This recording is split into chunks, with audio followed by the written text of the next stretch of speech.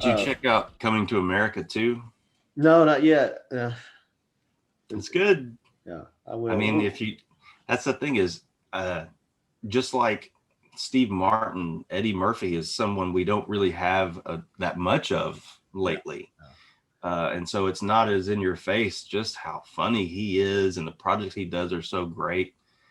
And man, if you liked Coming to America, you're gonna like Coming to America too. It has like obviously a little bit of a different dynamic, but the same kind of humor and the same like you'll almost I know I did have like nostalgic draw from it, because they did the same or similar things with having them play multiple characters, him and Arsenio, and that's not what's funny. That's just a nice perk of it. And another nice perk is it's free.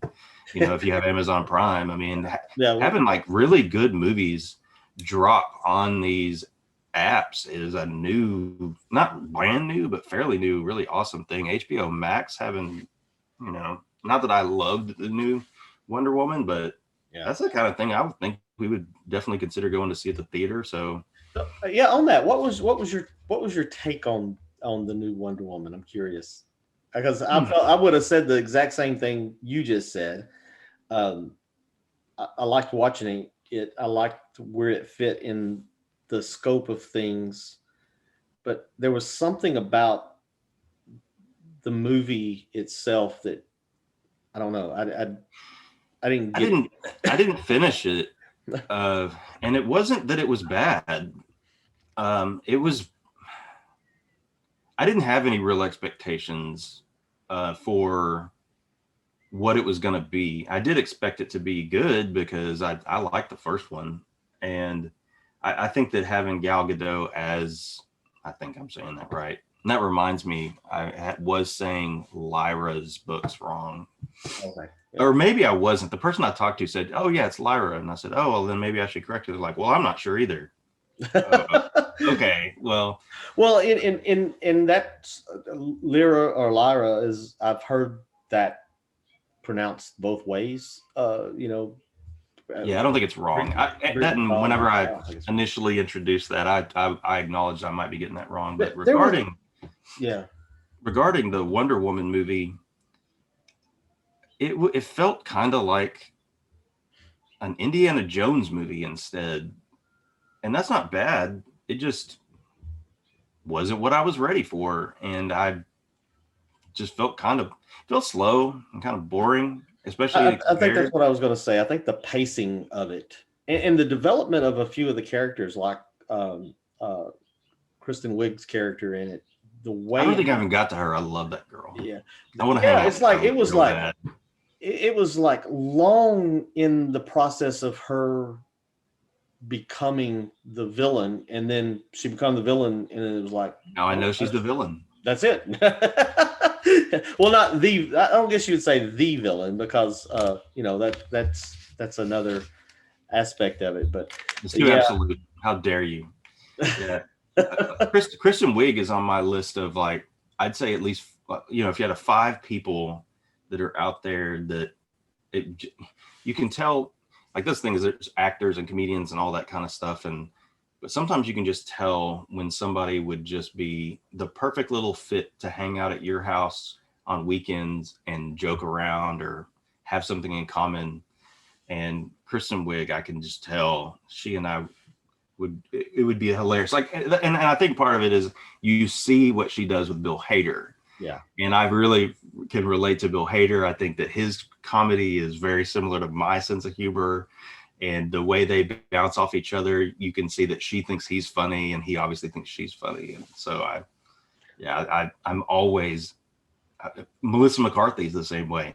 Yeah. Not that, I mean, Melissa McCarthy makes some bad movies, but she makes she'll make a terrible movie worthwhile, because I just think that she's just adorably hilarious.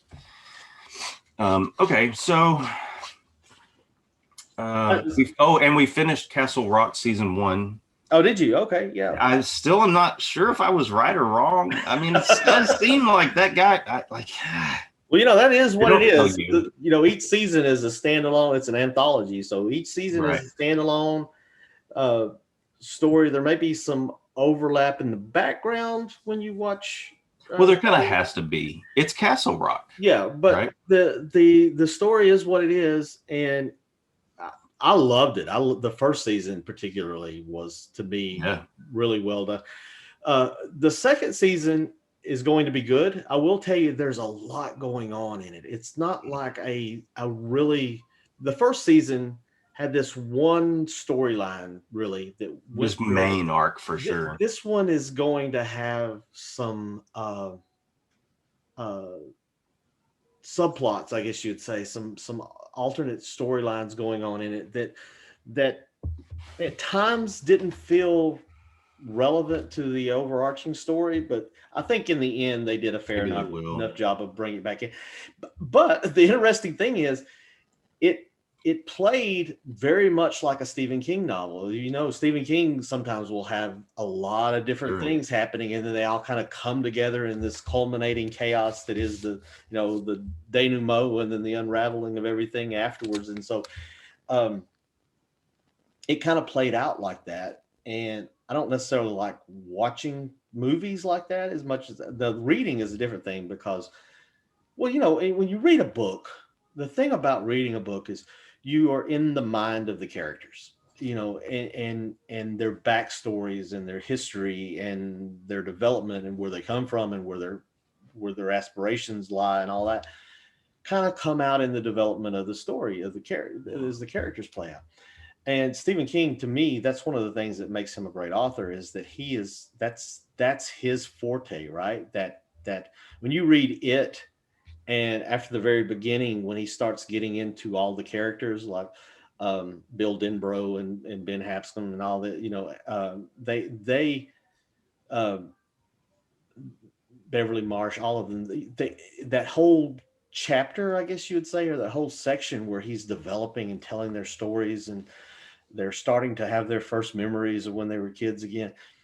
That development of each of those characters is what makes, to me anyway, what makes that book such a powerful book. Because he almost takes this very absurd, unbelievable, and again, that's one of his strengths, right? Is take these absurd, unbelievable situations and put these sometimes very, very realistic individuals inserted in that. So, you know, I just think it was, you know, when he's telling Richie, you said Bill Hader and Bill Hader, you know, in the movie, when Richie Tozer's character and who Eddie Capsbrick and all of them are developing as adults, looking into going back to Derry.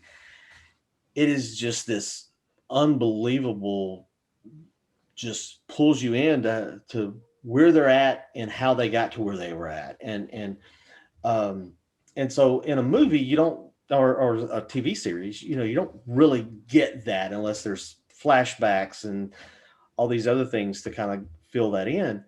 And so, you know, when you have all these things going on, the motives of everything is always somewhat veiled from you in a movie or in a series.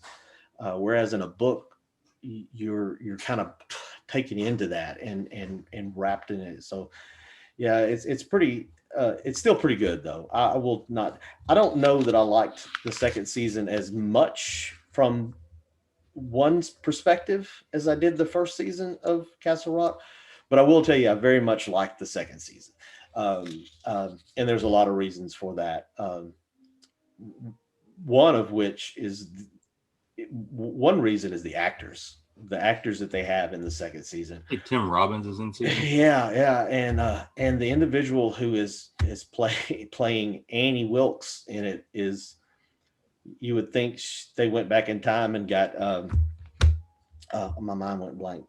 What's the actress's name? She's such a great actress, and I can't. My mind just. Yeah, I know. I forget her name too. She's in everything. Well, not everything, but she's ubiquitous. You're talking about the girl from Misery? Yeah. Hold on, I got to look it up now because that's driving me crazy. I can't believe. Yeah. Let's see here, Kathy Bates. Yeah. It came up, but anyway, she does a Kathy Bates' impression as Annie Wilkes so well through the entire second season. It does not necessarily. I guess my one issue that I had with it, because loving Misery so much as a book and as a story, I guess you say, um, it does not necessarily fit into that same exact storyline. It's almost like an alternative storyline to Annie Wilkes. I would hope so. Yeah. That's So kind of one of the things I liked about the first season was that, yes, it was interesting and intriguing, especially in the beginning, to see all these characters that, were part of the, I guess you call it Kingverse, whatever you want to call it, Castle Rock verse. Yeah. But then not have it be so on the nose. Some things were a little on the nose. Yeah. And that's okay, but just to have it all be completely on the nose isn't nearly as fun for me. You talked about having the background or the exact person of who people are that you get out of a book, especially, it depends on how the person's writing. Like I'm going through the Narnia stuff with TJ, and that has a narrator who even acknowledges, hey, the person I just referred to in the previous chapter and that kind of thing. But whether it's that way or not, you get a little bit more of that. And now the translation into some other experience, some other media, like movies or an audiobook. Nowadays they're making audiobooks they've got their own Audible studios where they have actors and actresses come in and read the person's roles, and so you get more of that feel of an actual event rather than it being kind of dictated to you. And so it's a nice middle ground, and definitely I think that a series has a lot more opportunity to show the backgrounds of folks just because there's time. But when it comes to doing something like Castle Rock, it's so much that there's just not enough time. Like you say that you don't get that. Like I'll say this, I think Doom Patrol really gives you the backstory of these characters. From what I've seen of it so far, it does. Yeah. Well, it makes sense because it's another it's DC Universe or something like that, another comic book kind of thing where you get the origination story. And it was kind of jarring to get those origination stories in Doom Patrol because it's so heavy and dark, like right away. Like I could see watching the first 2 or 3 episodes of that and thinking, man, this is just going to be a heavy load. And it isn't. Like once it gets past that, it's not pure comedy at all. It still has its elements of toughness, but it becomes much more of a show. Like you've gotten past the character development of it, because you've gotten that character development, you feel kind of the realities of all these different people going through stuff. You got kids fighting. Stop it, Red Brian. So I kind of just don't expect that so much from Castle Rock. I feel like they have the character development and the fact that you already know about these characters, maybe anyway, with a wink and a nod. What's up, babe? What are we gonna have for dinner? I don't know. It's only 4 o'clock, so I'm not really close to deciding that.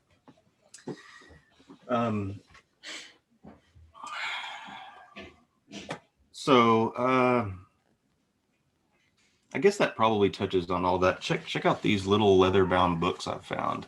Oh, those are cool.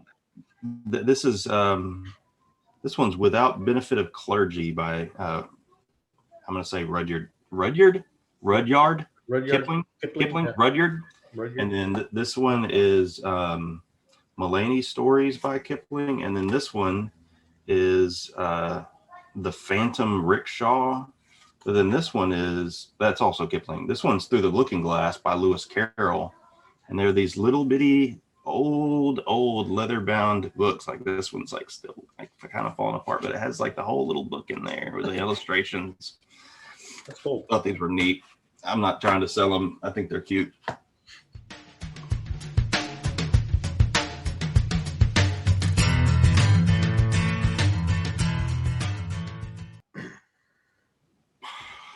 You know, we're gonna talk about signatures this episode. So if you're interested in finding out more about what goes into potentially obtaining those and how to know why they are legitimate and why it might be important to somebody, this might be the episode for you. But if it's not something that you know blows your skirt up on collecting or you know reading for that matter, you might just skip this one. But you know, I feel like it's an important topic to discuss.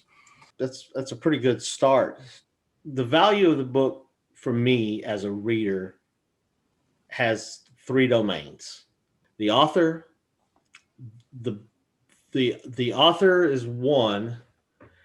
The style, or and I don't mean necessarily genre, but that could be a part of that. But the author typically has a style, but you know, somebody as prolific as say Dean R. Koontz or Stephen King or Clive Barker or you know, Charles Dickens, they definitely had a style, but within that they also had ways of developing that style in different down different I don't want to say avenues. That's not exactly what I mean, but characters develop. It's not a stamped template in the way their style develops every time. And we've talked about this with King a lot, where some of King's best storytelling were his non-horror, non-science fiction stories, like Rita Hayworth and The Body, and those styles of storytelling. We a matter of fact, that whole Different Seasons book, to me, one of the best examples of storytelling in that book is the one that no one reads. You know, we talked about that when you were looking at doing the rebounding. But then the story itself, though, it would be that third domain. It is this: how does the story take you in? You know, how does the plot catch you, and all of that. And so I value books on that. Like, you know, to me, like take Jack London's White Fang. That book has an author who has stood the test of time. It has, you know, it's a mode of storytelling that has stood the test of time, and the story itself has been retold and retold. My point is, I value books for those things. That's where I insert this value on. You take John Dewey's Democracy in Education. You know, that book for someone who's in academia, or someone that's interested in education, or what it means to live an associated way of living in society, whatever. That book has carried with it a certain place, and that it probably will never lose. You know, that was written in 1916, and it's still A Tale of Two Cities, or to tell you, A Christmas Carol by Charles Dickens. That book is, first off, well told. It has a style that is catchy, almost attention getting, and then it's Charles Dickens, and Charles Dickens was a prolific writer himself, and well stood. So those books are books that you say, well, what are your valued books? You know, that's what I'm going to start talking about. Easton Press had a copy of that Dewey book.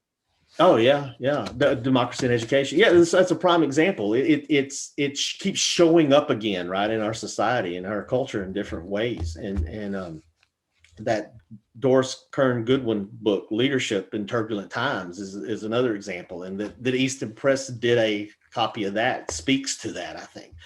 I think. I think Team of Rivals will be one of those books too. That is. Matter of fact, I got a copy of that right back behind me. Hemingway, that's another, you know, For Whom the Bell Tolls, or you know, I shared on here, A Movable Feast is my favorite, but there's other books that are the epitome, so to speak, of Hemingway.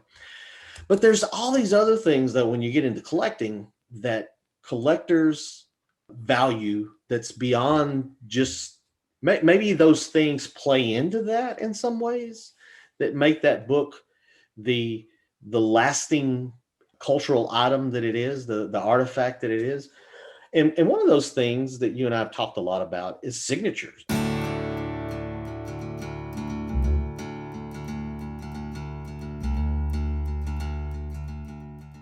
Signatures. And so I'm really fascinated by signatures because one of the things I've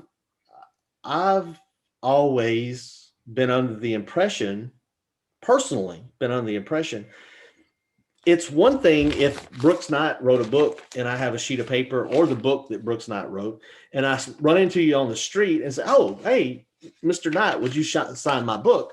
And you're like, "Oh yeah, I'll sign it for you." You know, and you sign it for me. I'm like, "Oh yeah, that has meaning to it, right? There's a significance. I got to meet Brooks Knight, and I had his book, and he signed it for me." But that's not all there is to signatures. There's a whole process of signatures out there That's probably the height of it, though. You really hit a nail on the head right there with that one. And I want you to keep going, but I would venture that almost anyone who enjoys owning signatures as part of their collection, they would absolutely prefer that they had run into that person and been able to get them to sign it over it just being signed and sent to them. Well, That's got to be the pinnacle. yeah. Well, it is, but then you and I have talked about this some, and that is authors realize that fans or collectors value their signature and will sign signature sheets or sets of books that are then shipped out to the bookstore. I guess the second best thing to just that natural serendipitous running into that author is going to a bookstore where there is a signing going on, which to me is not quite as authentic as that moment I mentioned earlier, but still pretty cool. You still get to meet the author. They probably spoke briefly about the book at that signing. I don't guess that's standard, but you know, I've been to a few places where authors spoke and then had a signing afterwards. But I guess when you get as big as, say, you know, some of the authors that we talk about in contemporary society, like a Neil Gaiman or a Stephen King or I was trying to think of, you know, James Patterson or someone like that, you probably don't just go to the local Barnes and Noble and have a huge signing like that again, because you're going to pull in a flood of people.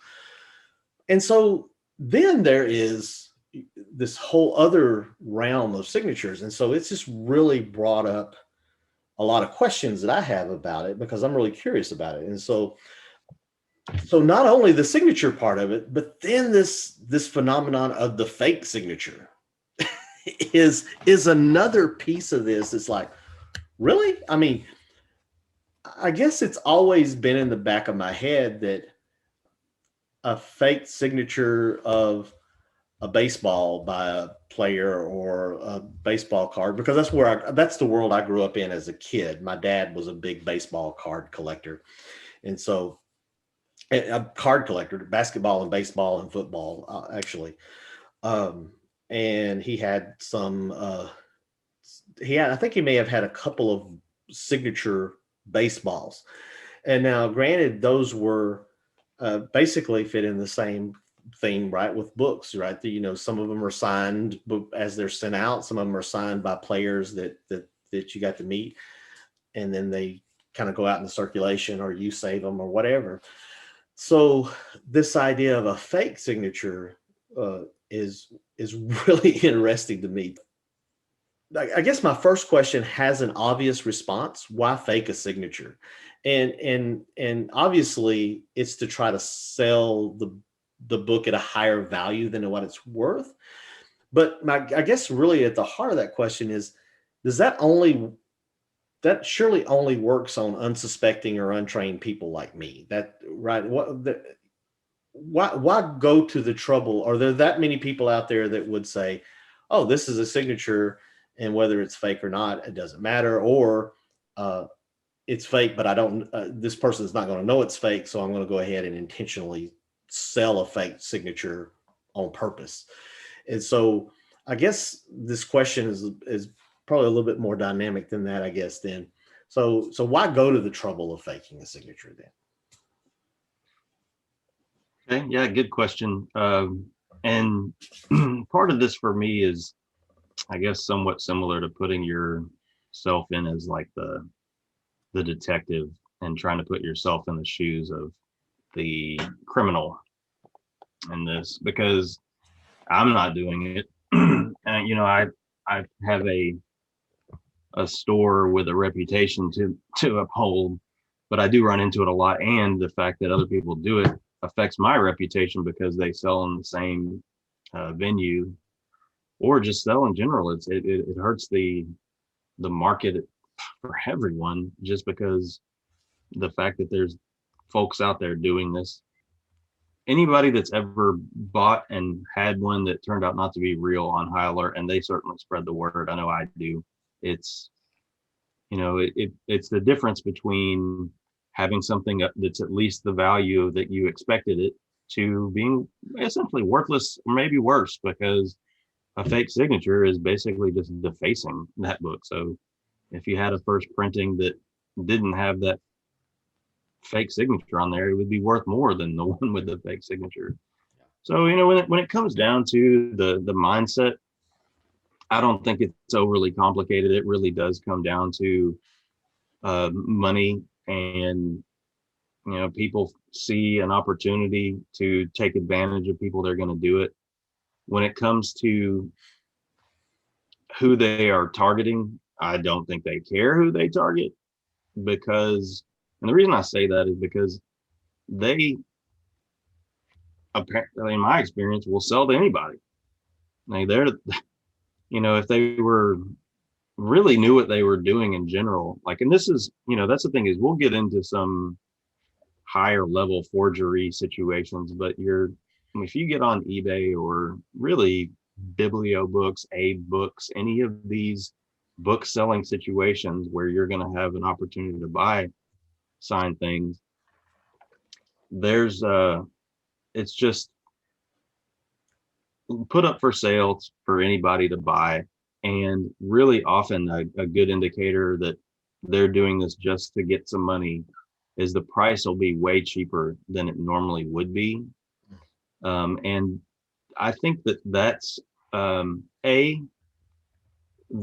looking for quick cash, but I think maybe even more importantly is B, they are appealing to people who, like you said, are not as versed or willing to do the research, or even maybe just a nice, oblivious, innocent minded person that would never think to do something like this. And so they're obviously just going to trust that the person selling this signed book is legitimate. And what you have in a lot of situations like that, and I know this because I'll look and see the end result of these sales, is they're actually happy about it. They're not happy they got a fake signature. They don't know they got one. They paid a fifth of what you would normally pay for something like that. They get it in, and they get to tell themselves and other people, this is a signed copy of this. And I think that I think this is true with almost anything online, but it's particularly true on eBay, is that a lot of people have the mentality that they're going to get on there and find the hidden gems. Like, it's like they're going to a local pawn shop, and a good example of this, and this isn't about a signed book, but I have a copy, and it's just a nice version of The Great Gatsby. And it's there's a lot of versions of some books out there in terms of translation and that kind of thing, but so a lot of people will be looking for the original text. Some people will be looking for the original text of Mark Twain books and so forth. And with Great Gatsby, that's true too. And so with this one, it's the 1925 original text illustrated version. And I have it listed as brand new and 7 or 8 are sold. And I got a question the other day of, is this from 1925? No. Like, what are you thinking? like I like my response to them was just like, what, like like the mentality. And I think that goes with a lot of people of expectation of buying or in a situation like that. Like here's part of my problem is that I sell books, and so people that can't or won't read my listings, frankly, I don't want to sell to them, because we're talking about books here. So you should be actually able to and willing to read the listing, where of course it's pretty clear this book is not from 1925. It is listed as a brand new hardback of the 1925 version that has new illustrations. They're not reading that. They're reading the subject line or something along those lines. And so, I bring that up to bring it to illustrate that mentality. And I think that it was probably something that was kind of true maybe 20 years ago when eBay was really getting kind of going, of people were just throwing and slapping everything up there. Hey, they were clearing out their attics and that kind of thing. Just take it. And so you could be kind of like an American picker on eBay and find some great deals, but that's long gone. There's people that their whole business is scouring and there's one for every different thing you could buy or sell, scouring eBay and finding the deal just so that they can resell it. So very rarely are you going to happen upon something, particularly one where 7 or 8 are sold of new quality, something from 1925. And so that translates, I think, directly into the type of person who's going to buy a signed book by, heck, let's go as far as, let's say, a book signed by F. Scott Fitzgerald. You can look up online examples of anybody's signature for good. And that's good. For me, a lot of times that's a comparison, but it's also an opportunity for somebody that wants or just needs some money, and they take a copy of The Great Gatsby. They look that up and they do the best they can to fake that signature on there, and they put it up on eBay and say, hey, for $250, I'll sell you this. And that's the thing, is that book is probably only worth, if it was even of the right time frame. That's because sometimes you'll see where they're signed into books where that person couldn't have been alive. Right. This was printed after they were dead. But like, let's say it was even of a period, they're going to be asking so little that, an initial collector or even like a reseller's thought is, my goodness, this is an opportunity. But that should really be a red flag for anybody too, because it doesn't take much research on a seller's part to figure out the value of something like that too. So when the price is too good to be true, it's probably too good to be true. So back to the mentality of that person, it's just another way to make money. There's a lot of hustles that you can have online, and, making $100 off of a book that you just had laying around because you faked a signature into it is a pretty easy hustle, and one that I bet is fairly addicting for those folks. And the accountability isn't there in the way that most of us would hope for. And it's kind of because it's almost impossible to have the accountability that you would want. I mean, I think the ideal accountability would be that the only way that you can have this even listed for sale online is if it has been or is known to be completely legitimate. Well, that's too high of an expectation to have any company like eBay or Books or anybody like that to maintain their overview on that. They really do just kind of sit back and hope that people are going to be honest. That's A. And then on the other side is that those of us that recognize when something isn't real or have had it authenticated will hold them accountable. Right. But there's so much that slips through the cracks because of that. And, there's pages on forums devoted strictly to either pointing out and acknowledging sellers that are doing this And then there's plenty of the same kind of thing where this is an example of a fake signature that is actually pretty good, but we know that it's fake just so people that do and I don't even want to call it a deep dive. It's a pretty shallow wade in to figure out if a signature is real or not. Well, that's actually my next question is, and I think you've mentioned several of these already. You mentioned price. Is this price the way that a real signed copy would be, or legitimate signed copy would be priced? The feasibility of it too, and I think timeline fits into that. Is this even signed at a time where the author would have signed it? And then you mentioned comparison of it, but yeah. But I don't want to stop you there. What are some of the telltale signs of a fake? What stands out? What should people be looking for to say, oh, this may be convincing, but it makes me raise an eyebrow because I'm a little dubious about this, But And that's a good question. I can talk about and I'll start there because maybe I'll be able to expand on it. I'll talk about my red flags through my experience, and some of it's just kind of common sense. But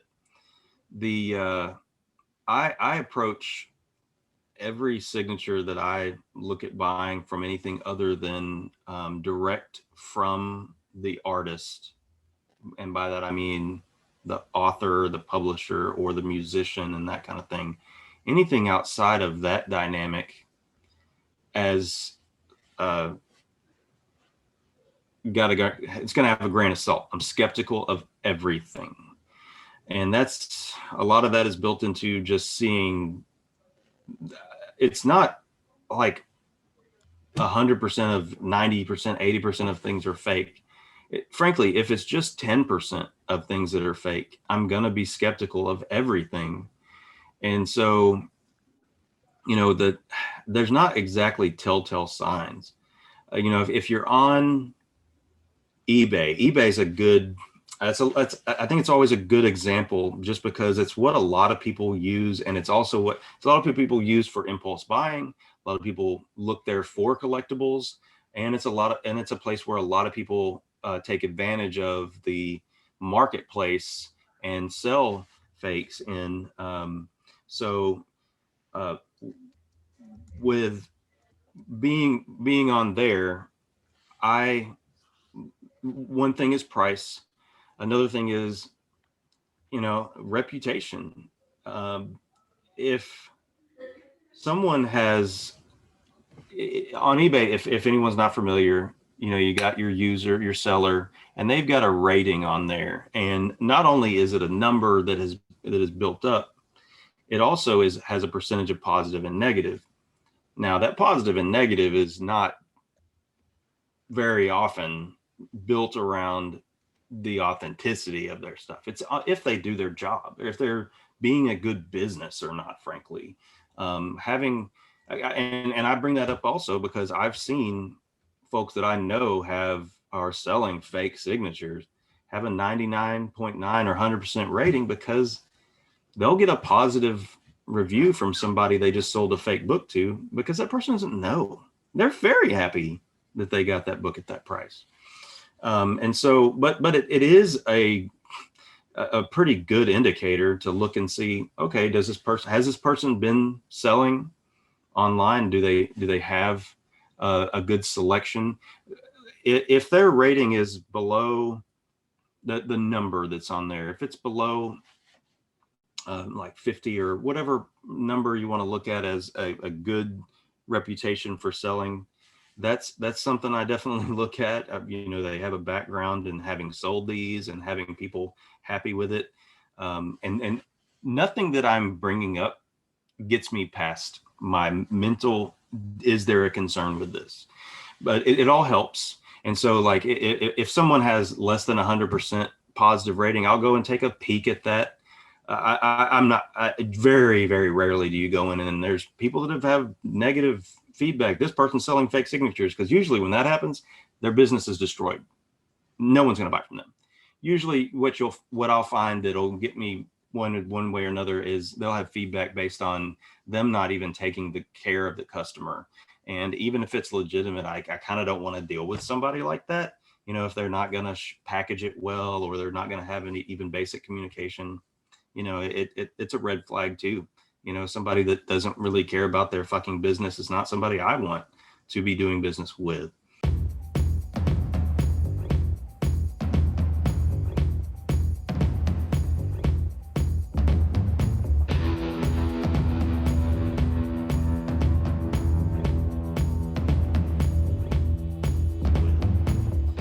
So, you know, it's a great question that I would love to be able to just answer for everybody and say, well, this is what you do. And now you're prepared. And now that you know what to do, you go and you buy that kind of thing. But it's not the case, because even after all of that, there are exceptions to everything. There are people that have a 0 feedback. They've never sold on eBay, but what they're putting up for sale is totally legitimate. And I will buy from them. I don't care. If I can look at that, like, that's the thing is it's very different between a signed book and a signed limited edition that was done at the publisher. If someone with a 0 feedback is putting up a signed limited edition, I know that's legitimate. They couldn't have faked this unless they faked the entire book, which would be way more expensive than the value that they're actually creating. So, you know, it's a nuanced thing. What I generally do is if there's a red flag, I generally don't buy. Now, if it's a really good deal or it's something I've just always wanted, I'll let go of one of the red flags and proceed. And what I'll recommend this to anyone is, if you have a concern, I think this may be one of the better solutions for folks, because it has happened and worked for me many times, is to send a message to the seller and say, I'm interested in this. Do you have any problems with me having this authenticated after I buy it? Because the reply by the seller will probably tell you everything you need to know. That there's basically 2 camps of response, and there's a little spectrum in here, and there's people that are smart enough to fall on one side whenever they're not really on that side. But for the most part, what you've got is people either saying, how dare you question me? No, I don't have a problem with that, but I don't want to sell to someone that's not going to trust me. And then they block you. You avoided a good situation there. And you know, in that little thing, you'll find other nuanced stuff like, oh, well, I don't trust authentication services, or something, some other excuse to not actually have accountability. And it even goes so deep as there's really bad authentication companies out there. One example is PAAS. It's been banned before. It's just some guy with no background in it agreeing to authenticate stuff. I don't trust it one little bit. And frankly, the folks that I see selling using his authentication, they know that they have something that is at least questionable. And if you ask them, do you mind if I just get this authenticated with a service that is something I trust, they will get defensive as well.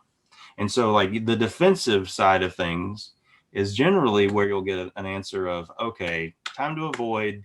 And I try to, even in moments like that, see if I can document some sort of information that I can pass on to the powers that be, so that there's a team of a fraud team at eBay that will at least keep a record of these kinds of things. And I think that passing that on is good. Or on the other side, what you'll get is anybody that's selling anything legitimate will say, oh, we have the letter of authenticity. You know, they may have even already gone down that pathway, or they're totally open to the idea of having it done. They may not have done it themselves because either they just aren't worried about it. They inherit it from their mother or their father, something along those lines. And why would they lie to them? And so, it's kind of like the person that goes into the Pawn Stars and says, hey, I got this thing. They may have something that's not legitimate, but they're totally fine with having authenticated because that wasn't ever their intention. So that's the thing, is there's some very honest folks that may actually have something that they don't expect to not be real. But that type of person certainly wouldn't get defensive when you say, I would like to have this authenticated. And so, the response is going to be somewhere in one of those two camps. My response is always, absolutely. If I don't already have it authenticated for, my own purposes, if you want to get it authenticated, that sounds great.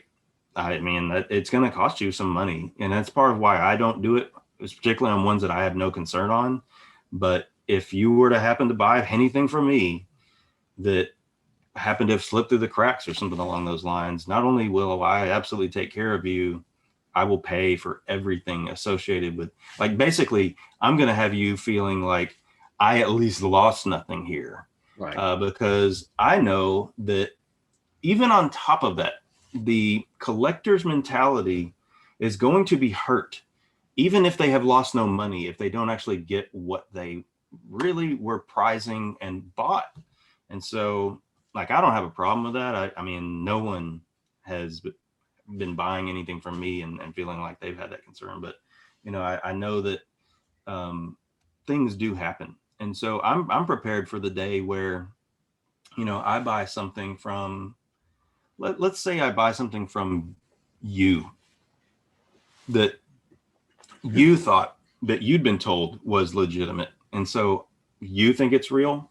And I know I trust you. And so I'm going to buy it from you. And so I list it up there and somebody buys it and it's all good faith. And then they just go and get it authenticated and they come back and go, this is fake. Look, I have this letter. I'm going to be very upset at the situation. I would be mad at you. I'd be mad at probably the person that had maybe taken advantage of you or something along those lines.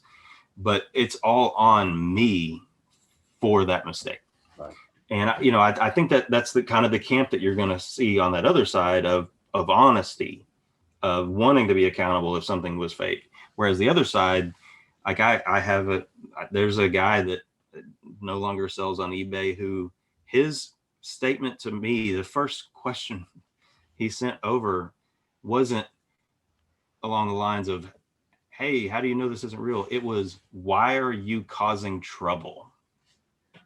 And that's the mentality of a lot of the sellers on eBay selling fake signatures is, hey, I got a good thing going here. We should all be doing this. We should all just be ripping people the fuck off. And, how dare you hold me accountable? And it makes a lot of people not trust eBay and not trust collectors markets and that kind of thing. And that is bad for everyone that wants something legitimate. I find those people to be abhorrent. Does that answer that question? Yeah, definitely. And actually, you've touched on I have two other questions about the world of fake signatures. And then I have some on legitimate, signatures, I guess you would call it. This idea. So in both of these other questions, like I said, you've already touched on these. It deals with accountability in a sense and then authentication. But going back to accountability in the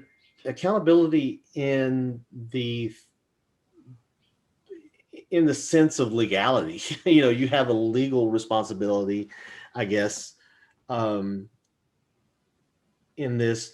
So a fake signature, at least in some of the ways in which you described it, to me is and you even used the word earlier, forgery. To me, it's no different than forging someone's name. And that's illegal, at least in my mind. And while you're not forging, say, a check, you are forging someone's name to something that's valuable, right? You're doing it to make money off of that. What are the legal ramifications? What can happen to a person, or what should happen, I should say, instead of that sound can imply some kind of acceptability. What should happen to the person who's forging an author's name to a book and then making money off of it? Yeah, you've seen what they did to William Wallace at the end of Braveheart. That's Yeah. what should. Yeah, What should yeah. happen. Being drawn and quartered is That's, No, it's that's another somewhat frustration point on this kind of thing. And this is not just with signatures, but buying online. It in terms of legality, you don't have much you can do, which is somewhat frustrating, but in some ways I think about it and I go, well, good, because otherwise I'd just be chasing this down all the time. But let me give you an example. If you let's say you bought something and it wasn't from someone within driving distance from you, you bought something online and they didn't uphold their side on in eBay. You have your feedback situation. You can usually get a refund, especially if you can have any sort of basic proof that you didn't get what you received. But even then, with that, I guess what I'm trying to say is there's probably really no real situation where you look at it and go, okay, this is outside the bounds of the question that you just asked. And the problem that arises is that the criminal complaint is not made where the criminal is. In fact, if you contact that police department, they will tell you you need to file a criminal claim where you live. And you can guess just how much time the local police department has devoted to cyber crime. It's non-existent. Yeah.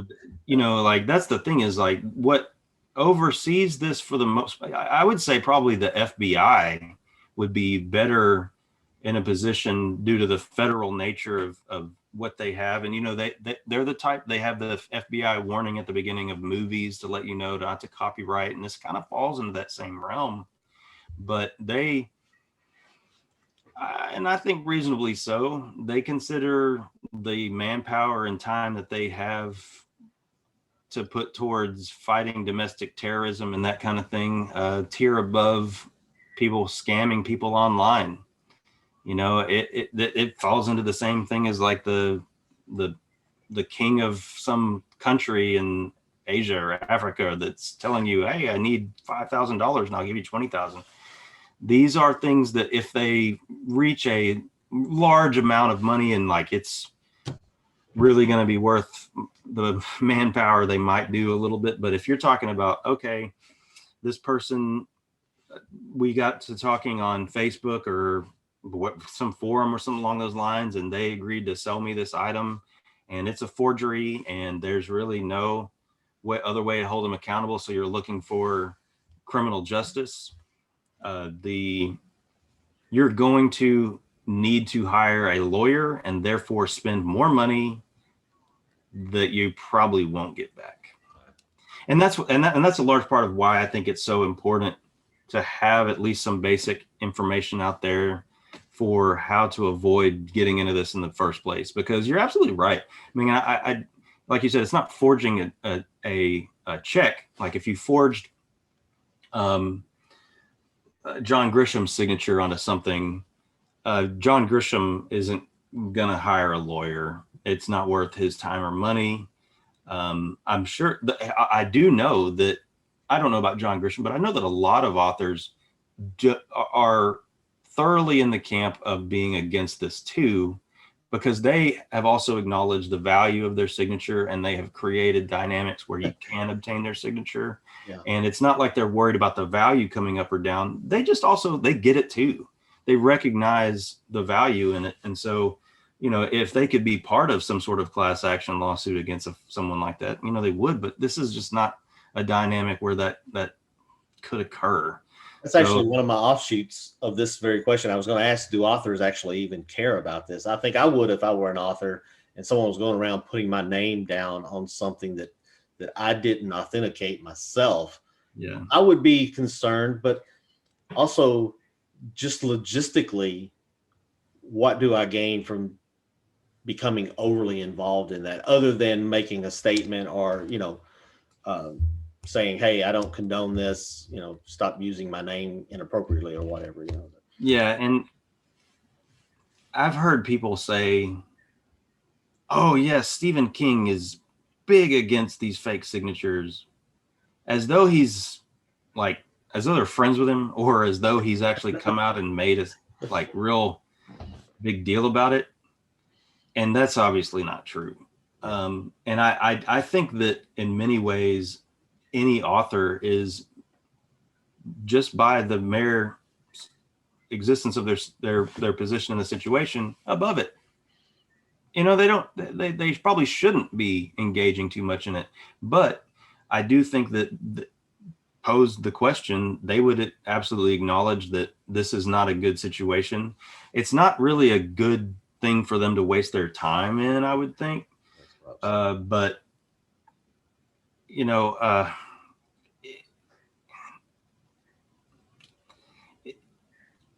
I don't expect any author to stop everything they're doing and go, "We've got to stop this," because that's not why they're into writing. That's not why they've made these stories, is so that they can get into some battle with the legalities of fake signatures. And so I don't want to use the word frivolous, because there's a lot of people that have been ripped off out there. But for the artist, it really is kind of frivolous. I think that for a fair amount of them, they'll do the signed limited editions, they'll do the signed books. That's not why they got into this. They absolutely recognize that in the folks, and they'll go do signings and that kind of thing. But getting deeper into it, I don't blame them. And frankly, I would recommend to them not to, ruin their day trying to get too worried about it either. And so basically, to answer your question, do they? I have yet to see authors come out and say one way or the other. But I think it's pretty easy to presume how they would feel, Well, I think there's a lot to that. That's a good answer. Thank you. I don't want to jump past that too quickly, because that is something that was on my mind about this as we were talking about this and as we were preparing for it. But there's also another side to this coin, I think, that is equally important to understand. I think the fake signatures is definitely something that I put that up front so we could probably end on a more positive note, partly, but also because it was primary in my concern of understanding things. Because, there may be a point in my life at some point in the near future where I really do want to take collecting more seriously than just buying up books when I see a book that I want to buy, and so there is a need, I think, to understand that aspect of things. But then I'll just say this, that this is a podcast. We're doing this, somewhat for posterity, but also other people will watch this. And so any questions that don't get asked, I think it'd be good if anybody who was wondering, put the question, ask a question about it, in there. And if I see anything that I can answer, I'm happy to help. Yeah, do leave your questions if you have questions. If you are watching this and you'd like to ask questions, do leave those questions in the comments below. Or we also have a Facebook page set up. So if you go to Reading Under the Influence Facebook, you could post those questions there as well. That would be awesome.